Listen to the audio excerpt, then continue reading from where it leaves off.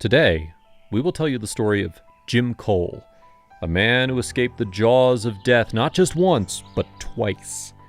A professional photographer and author of 3 books on animal encounters, Jim Cole is a legend among animal experts and wildlife protectors.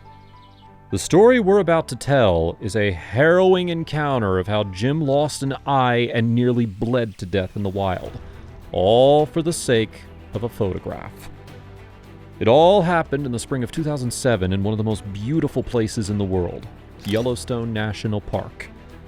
A place of natural wonders and majestic megafauna, nestled in the western heart of the United States, bordering Wyoming, Montana, and Idaho, Yellowstone was the first location to ever be given national park status in 1872. This truly epic landscape is home to some of the most beautiful canyons, rivers, and mountains in the world. Incredibly, more than half of the world's geysers are located in Yellowstone. This is because the park also boasts the one and only Yellowstone caldera, the largest supervolcano on the American continent. Due to its protected status, Yellowstone has been able to maintain a near-virgin ecosystem, one of the last places in the Northern Hemisphere to do so. Because of this, it was also named a UNESCO World Heritage Site in 1978.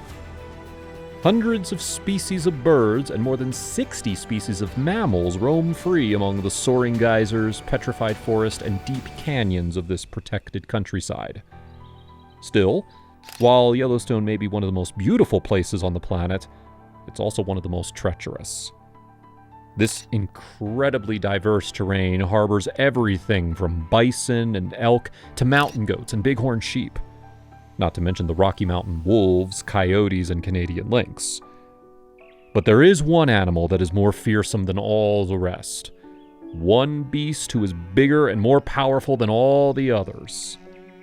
The grizzly bear, weighing up to 360 kilograms and measuring as tall as 2.7 meters when standing on 2 legs.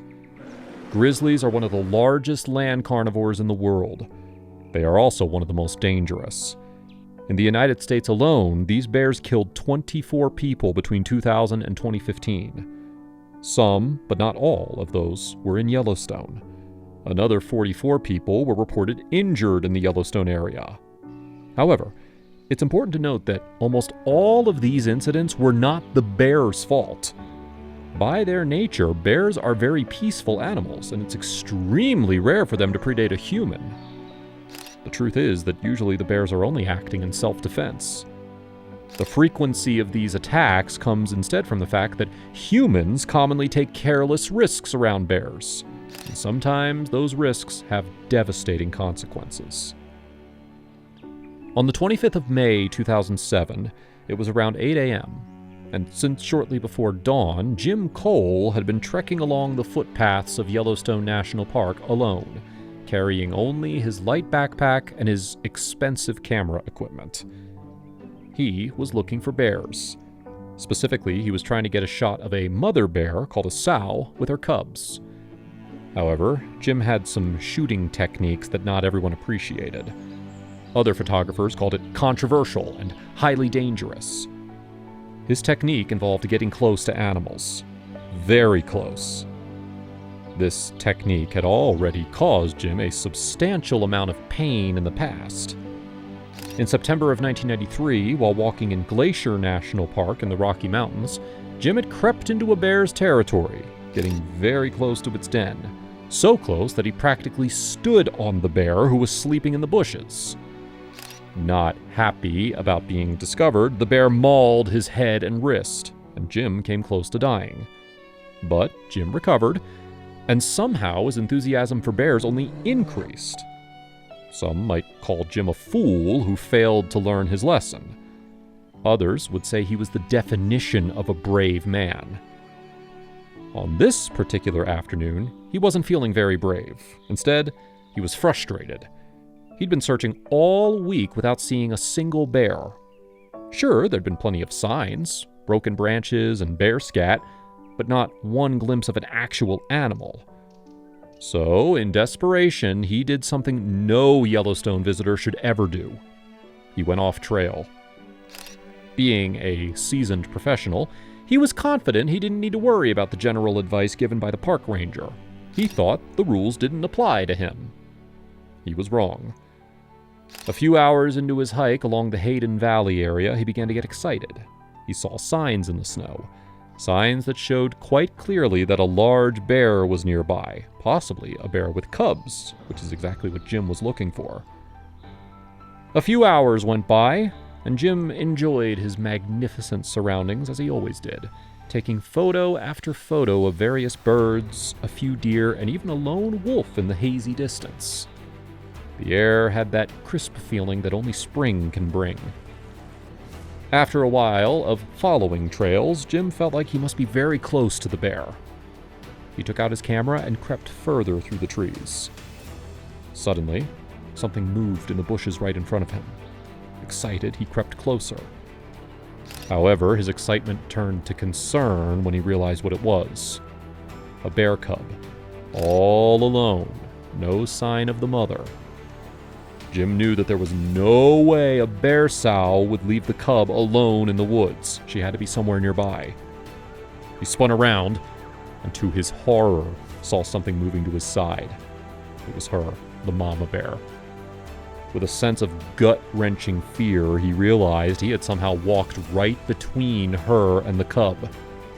Luckily, neither of them had seen him yet. Jim gripped his camera in one hand and tried to move away as quickly as possible. He knew he was in mortal danger and his heart was beating fast, but he was so close to the bear that he couldn't resist the temptation to take one photograph. He raised the camera to his eye and clicked. That was all it took. In an instant, both bears looked up and roared. The cub bounded away from him in fear, but the mother leapt towards him with ferocious speed.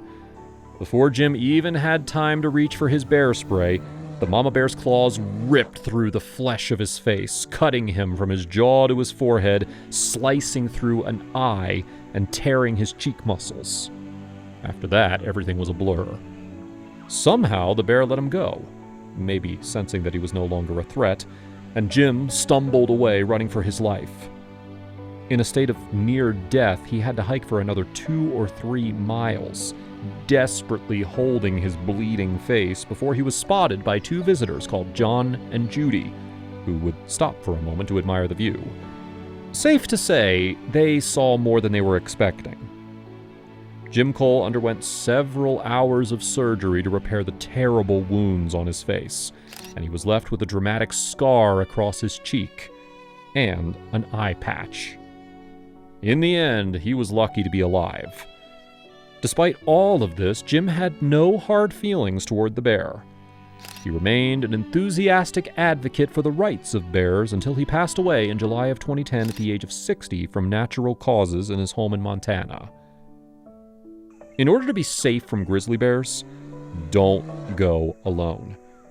Groups are usually louder and more boisterous than solitary hikers, so the bear's more likely to steer clear of you. Remember to stay on the path. Bears will actively avoid areas where they think humans will be, so it's best to keep to the established routes and make yourself heard by talking gently and loudly so that the bear knows you're a human and not prey. What do you think of Jim Cole? Is he a bold man, or was he a fool? Let us know in the comments below.